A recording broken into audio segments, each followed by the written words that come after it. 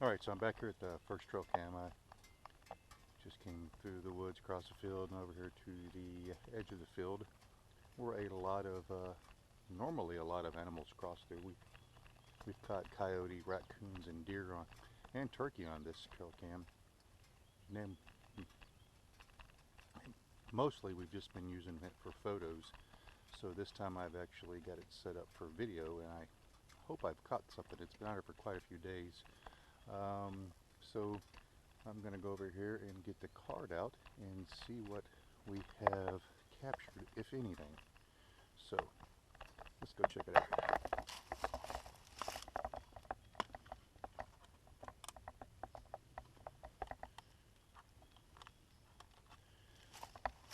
Okay, so what I'm using is the Tasco, I think it's an 8 megapixel high definition video, 8 megapixel camera pictures. So far we've been pretty happy with it. I mean, it's nothing spectacular. I mean, you can pick these up at Walmart for like, I think they're 28 bucks now. And for 28 bucks, it's a pretty good camera. I can't beat it, but we are going to be stepping it up.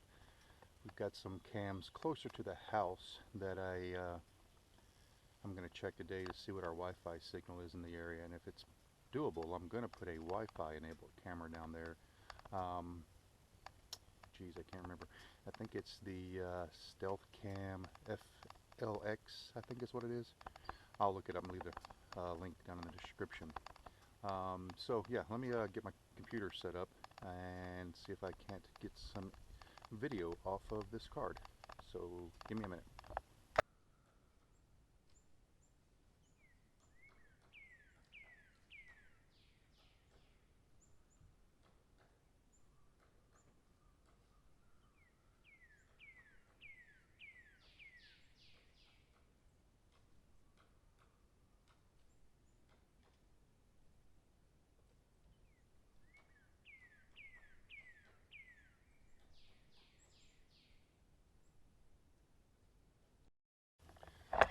Alright, so just a quick review of that camera. I didn't get very many videos. The weather has been kind of crazy here lately. The past few days it's been raining a lot, so I was anticipating not a lot of movement on the animals. However, I did notice that on the Tasco, after I set this up, I didn't really pay attention to the instructions.